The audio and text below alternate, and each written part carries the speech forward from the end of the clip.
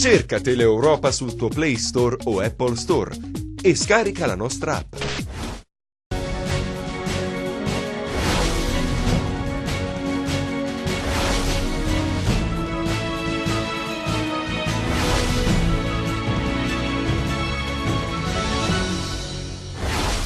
Vincenzo Rocchetti, sindaco di Guardia, è stato arrestato nell'ambito dell'inchiesta della Procura di Paola. L'accusa di peculato, falso ideologico e abuso d'ufficio. In manette anche il dirigente dell'ufficio tecnico comunale.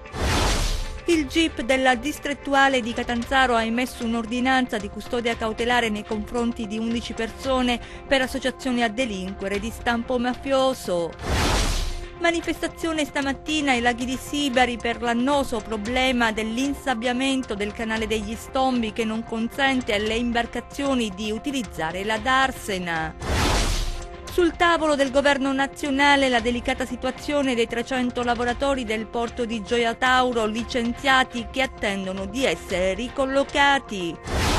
Costituirsi in consorzio per dare nuovo slancio al turismo vibonese, la proposta è del senatore Mangialavori che ha riunito i sindaci interessati al progetto. Ben ritrovati dalla redazione del TG10. In apertura alla cronaca, peculato e falso. Con queste accuse è finito in manette il sindaco di Guardia Piemontese. Siamo nel Cosentino, lui si chiama Vincenzo Rocchetti. Il provvedimento eseguito dai carabinieri nell'ambito dell'inchiesta della Procura di Paola. Insieme al primo cittadino è stato arrestato anche il dirigente dell'ufficio tecnico del municipio, i particolari nel servizio di Isabella Roccamo. Da oggi il sindaco del comune di Guardia Piemontese, Vincenzo Rocchetti, di 56 anni, è in carcere. Insieme a lui è finito in manette anche il responsabile tecnico del municipio del Tirreno Cosentino, Giuseppe Caruso, di 43 anni.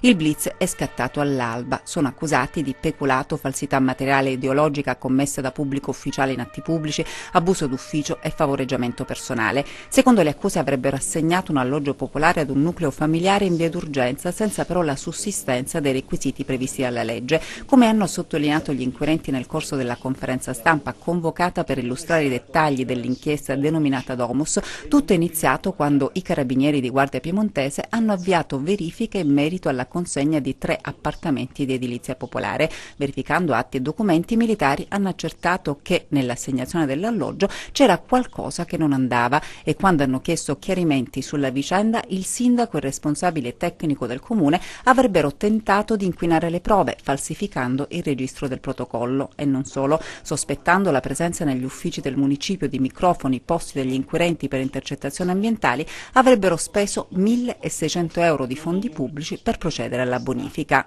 L'inchiesta, se vogliamo chiamarla importante, conduce ad emersione una serie di anomalie nell'attività della pubblica amministrazione. Io non la considero un successo, bensì la certificazione di un insuccesso. L'insuccesso della prevenzione rispetto appunto ad un ordinato vivere civile.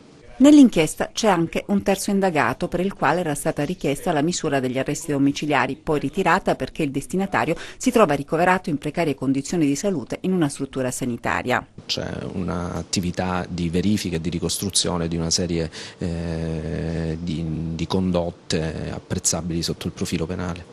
In questo caso però non si parla di voto di scambio, l'alloggio sarebbe stato assegnato sulla base di rapporti personali. Non si procede assolutamente per voto di scambio o comunque non c'è nessuna controprestazione in termini di voti. Le indagini sono andate avanti dal gennaio del 2017 al gennaio del 2018 e le manette sono scattate per il rischio di reiterazione del reato e di inquinamento delle prove. Quindi attività di indagine classica? Classica, si avvalsa anche di mezzi di attività di captazione tecnica, ambientale e telefonica e l'importante, come in tutte le indagini sulla pubblica amministrazione, di esame della documentazione amministrativa. Nell'inchiesta ci sono altri indagati, ma su questo vige il massimo riservo da parte della Procura. Ancora per la cronaca, associazione di tipo mafioso, omicidio, porto illegale di armi, estorsione sono solo alcune delle accuse contestate dalla Procura distrettuale di Catanzaro nei confronti di 11 persone arrestate a Rocca Bernarda. Siamo nel Crotonese. Il procuratore Gratteri, nel corso della conferenza stampa ai cronisti ha detto è stato scoperto un locale di 'ndrangheta. Vediamo.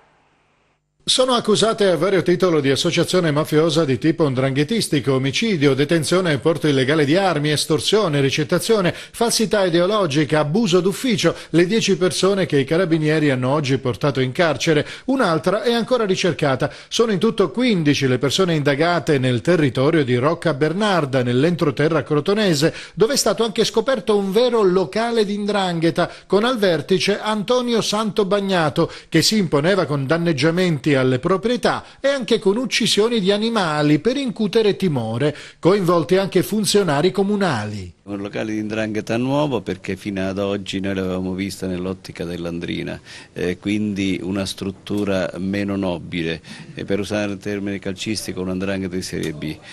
Oggi grazie al lavoro fatto dai carabinieri, del comando provinciale di Crotone, della compagnia di Petilio Policastro, con i colleghi Deborah Rizza, Guarasce e Paolo Sirreo e con le coordinate del collega Luberto si è riusciti a scoprire questo nuovo locale di 'ndrangheta, quindi noi dal punto di vista della conoscenza abbiamo fatto un grande passo avanti per quel territorio. Tra gli arrestati, secondo la DDA di Catanzaro, ci sarebbero anche gli esecutori dell'omicidio di Rocco Castiglione, ucciso a 28 anni in un agguato avvenuto il 31 maggio del 2014. Castiglione, figlio di un noto esponente delle cosche, fu assassinato a colpi di fucile a pallettoni in località Cerasara, mentre era in compagnia del fratello Raffaele, di 24 anni, rimasto ferito ad un braccio. Un omicidio voluto per imporre la nuova cosca sul territorio, una presenza, quella dell''ndrangheta, sempre più capillare. Una capillarità della presenza dell''ndrangheta che controlla finanche un piccolo borgo come Rocca Bernarda, e questo veramente spaventa, in quanto c'è una sorta di organizzazione così capillare da mutuare, da ripetere quella che è l'organizzazione dell'Arma dei Carabinieri. Così come c'è in ogni paesino una stazione, così in ogni paesino c'è una cosca che stiamo faticosamente contrastando, così come le altre. Ci spostiamo a Palmi per parlare di un atto vandalico. È stata danneggiata un'auto della polizia locale, dura la condanna dell'amministrazione comunale. Vediamo. Un episodio di grave serietà che non deve essere derubricato ad un semplice atto di vandalismo. Forse una multa mal digerita, forse altro alla base del folle gesto da parte di ignoti. Sta di fatto che nel fine settimana si è verificato un episodio definito dall'amministrazione comunale e dal comando di polizia locale di Palmi di grave serietà. Infatti una volante dei vigili urbani, che era giunta in località Tonnara per svolgere regolare servizio d'ordine, è stata danneggiata da ignoti con la foratura dei pneumatici anteriore e posteriore destro, che ha ovviamente impedito alla pattuglia di proseguire il servizio. Quanto accaduto, fa sapere l'amministrazione comunale, è un vero e proprio episodio di delinquenza, un grave affronto alle istituzioni. Purtroppo ancora una volta siamo costretti a commentare e denunciare un grave episodio di delinquenza, sostiene il primo cittadino. Questa volta però ad essere preso di mira non è stato un semplice arredo urbano, ma l'accaduto è molto più grave perché a fare le spese è un simbolo di legalità e controllo del territorio. Come amministrazione comunale condanniamo con forza questo gesto ed esprimiamo la massima solidarietà al comandante Francesco Managò e all'intero corpo della polizia locale, eccellenza della nostra città, che ogni giorno si batte per il rispetto delle regole e la tutela della legalità. Nel Cosentino, adesso a Sibari, perché i cittadini sono scesi in piazza per chiedere attenzione su un problema che si trascina da tempo, si trascina da anni. Parliamo dell'insabbiamento del canale degli Stombi. Vediamo.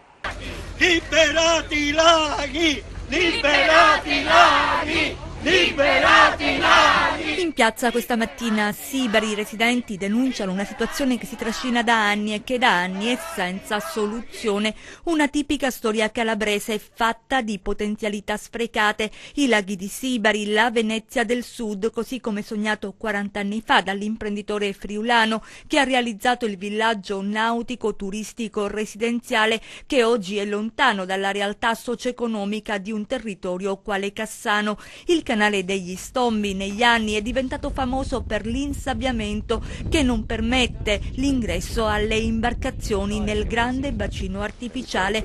I residenti chiedono attenzione da parte delle istituzioni locali ed evidenziano la differenza con il quartiere balneare Marina di Sibari, dove gli insediamenti commerciali hanno rivitalizzato la zona mentre i laghi sono rimasti isolati. Nelle scorse settimane l'associazione Laghi di Sibari ha inviato una lettera esposta al commissario di Cassano Ionio, al prefetto di Cosenza e per conoscenza alla Procura della Repubblica di Castrovillari, evidenziando come 6.000 metri cubi di fanghi dragati dal canale, classificati come rifiuti speciali e in quanto tali, essendo già trascorsi i termini di legge, dovevano essere rimossi dalla foce. L'insabbiamento dello Stombi è stato inoltre evidenziato costituisce un grave rischio di allagamento per l'intero complesso dei laghi di Sibari. Nonostante i rischi, nessun intervento. Dopo le carte è il tempo di far sentire forte la voce dei cittadini che in corteo dicono no al blocco del porto turistico. Sul tavolo del governo nazionale è approdata la situazione molto delicata dei 300 lavoratori del porto di Gioia Tauro che rischiano il licenziamento. Vediamo. È passato un anno da quando al Ministero delle Infrastrutture è stata istituita ad hoc l'Agenzia per il Lavoro Portuale che aveva come unico obiettivo di ricollocare i 377 lavoratori di MCT, Med Center Container Terminal, la società terminalista che gestisce il porto di Gioia Tauro. Ma ad un anno non un solo operatore è stato collocato ad altro lavoro. Un ente che a guardare quanto sta facendo o non sta facendo esiste solo sulla carta, tranne per i pagamenti mensili per l'IMA ai lavoratori licenziati. I fondi sono stati stanziati per 36 mesi, ma possono essere rinnovati. Ma questa opzione, seppur resta sul tavolo della trattativa, sarà a discrezione del nuovo governo giallo-verde. Le ragioni che stanno alla base di questa non convocazione per i lavoratori licenziati sono forse il calo dei volumi, l'incertezza che regna nella società terminalista e molti altri fattori che hanno frenato le chiamate ai lavoratori, che nel frattempo aspettano notizie dal giudice del lavoro del Tribunale di Palmi per essere regolarmente integrati. Ma con lo scopo di stemperare questa tensione, la società che gestisce lo scalo gioiese ha comunicato nei giorni scorsi ai sindacati l'arrivo di un servizio della Maersk, la compagnia di navigazione che nel 2011 ha abbandonato lo scalo calabrese. Una buona notizia che certamente non risolve però il problema di fondo. Ancora per le infrastrutture torniamo ad occuparci dell'aeroporto di Crotone perché pare rischi la chiusura. La denuncia è del comitato che mette in campo azioni proprio in difesa dello scalo. Vediamo. Sembrava un'avvertenza risolta ed invece non è così. L'aeroporto di Crotone rischia la chiusura. A denunciarlo in una nota il comitato cittadino costituito in difesa dello scalo. Nel silenzio, rende noto il comunicato, si consumerà lo stop ai voli per Pisa. C'è già una data indicata ed è quella del 1° settembre. In calendario circa 2 mesi dopo, e cioè per la fine di ottobre, è prevista, si legge testualmente nel comunicato, la definitiva inoperatività dell'aeroporto. Non si può rimanere inermi ed attendere la disfatta, lo dice chiaro il comitato che richiama alle proprie responsabilità il sindaco di Crotone Ugo Pugliese, il presidente della regione Mario Oliverio e lo stesso presidente dell'ANEC al fine di intervenire per scongiurare lo stop dell'attività. La fascia ionica è isolata e l'interesse della SACAL pare essere solo sulla Mezzia Terme, tuona il comitato Stato che avverte: non ci fermiamo, e annuncia per il 10 agosto alle 11 un'assemblea pubblica in aeroporto per discutere della situazione e disegnare la strategia di lotta al fine di salvaguardare i diritti non solo dei viaggiatori, ma il diritto alla mobilità dei turisti che intendono visitare le bellezze di una zona ampia e ricca non solo di risorse quali il mare, ma di storia e archeologia. Senza collegamenti, questa parte di Calabria sarà penalizzata e destinata all'oblio. L'invito alla mobilitazione per i cittadini e l'invito alla politica a non dimenticare, dicono, una zona strategica per lo sviluppo della regione in un settore trainante quale quello del turismo. Costituirsi in consorzio per dare nuovo slancio al turismo vibonese. La proposta è del senatore Mangialavori, che ha riunito i sindaci interessati al progetto. Vediamo.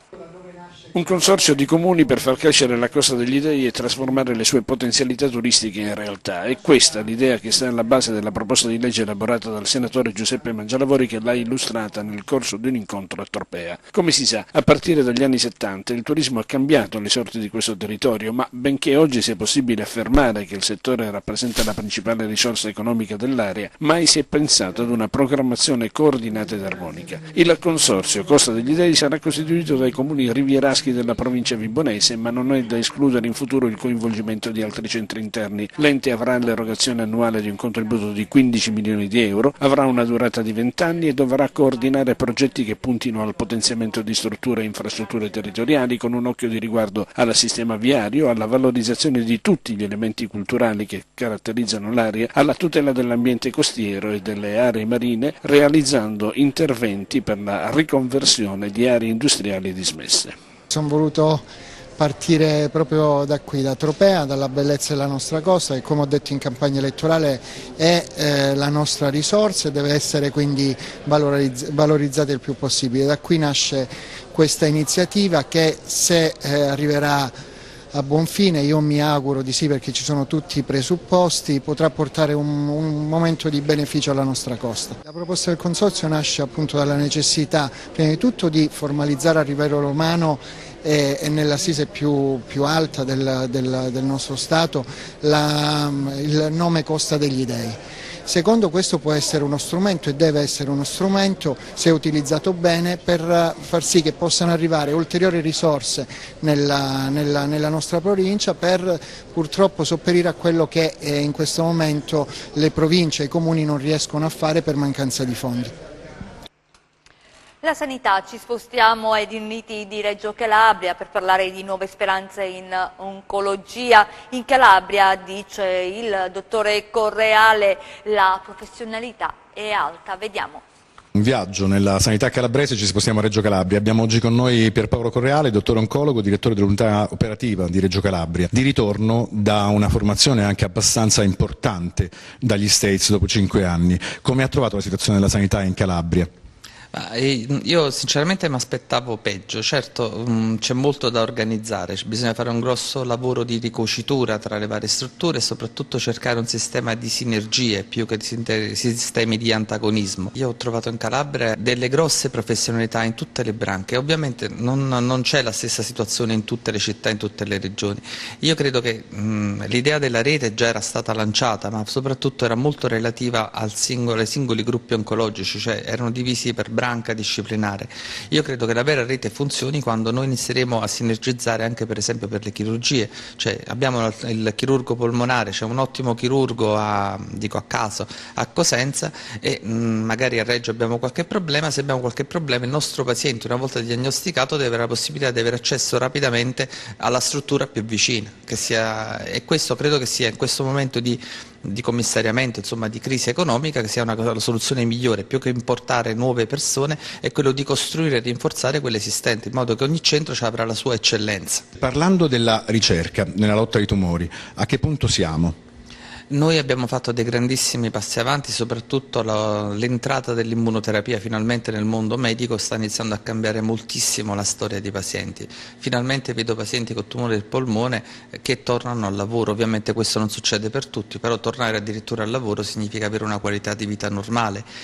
Abbiamo ancora molto da fare e da iniziare a costruire, ecco perché dicevo bisogna trovare le eccellenze specifiche per ogni città in modo che si può far crescere la ricerca. I soldi a pioggia purtroppo sono sempre stati un disastro. Ovunque in tutto il mondo, non solo in Italia. Noi avere un investimento specifico su una forma di patologia significa avere in quel centro un centro di riferimento che non solo è utile per i cittadini calabresi ma addirittura richiama da fuori.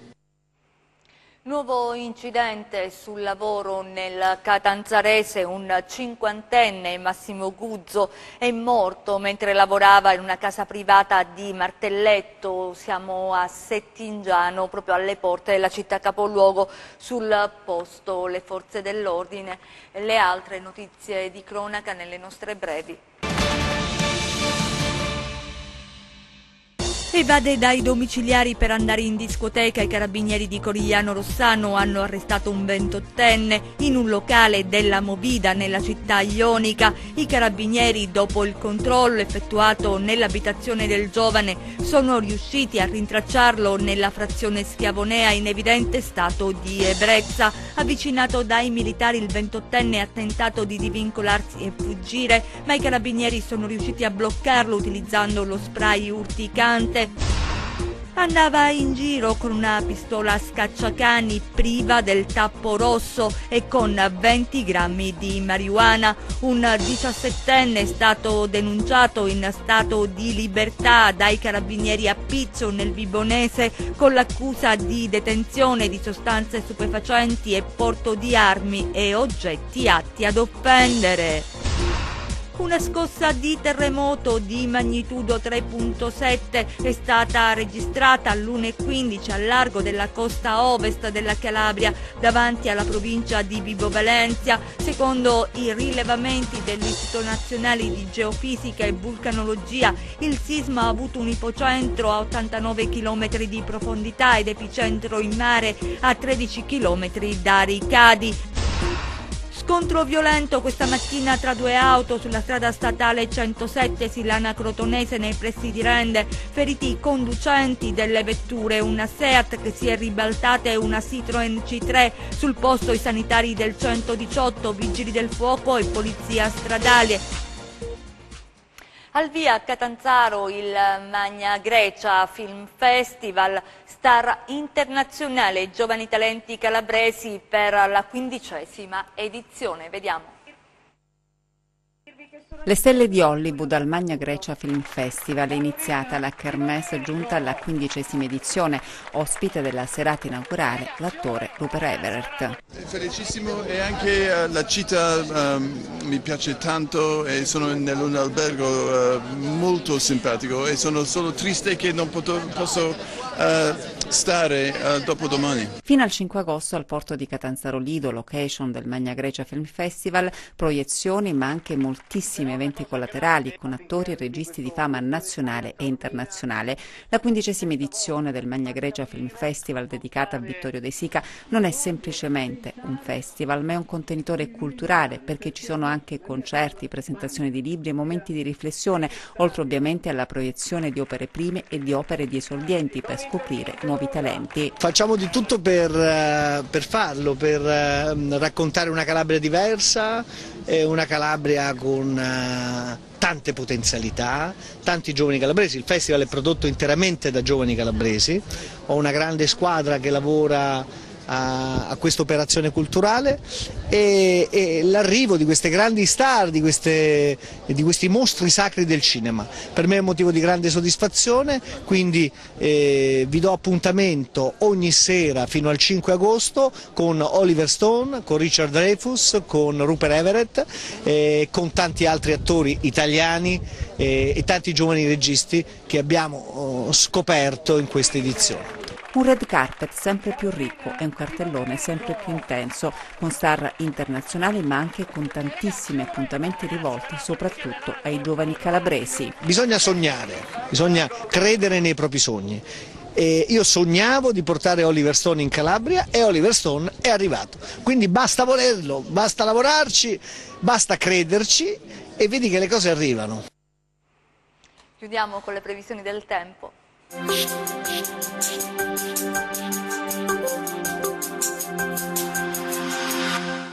L'inizio settimana sull'Italia sarà caratterizzato dall'arrivo di un promontorio anticiclonico di matrice africana, che favorirà un deciso rialzo della temperatura sul centro e nord Italia, mentre la Calabria resterà ai margini di questa ondata di caldo.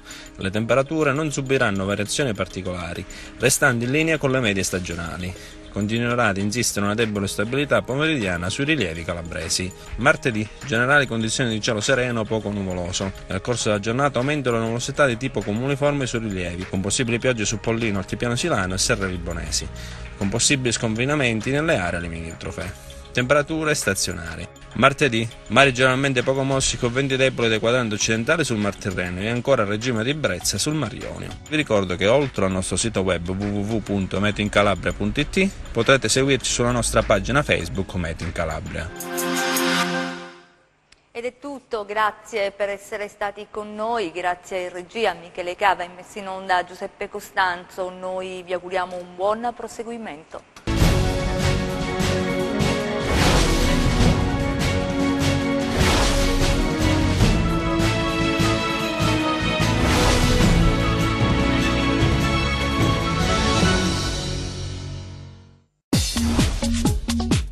Cerca Teleeuropa sul tuo Play Store o Apple Store e scarica la nostra app.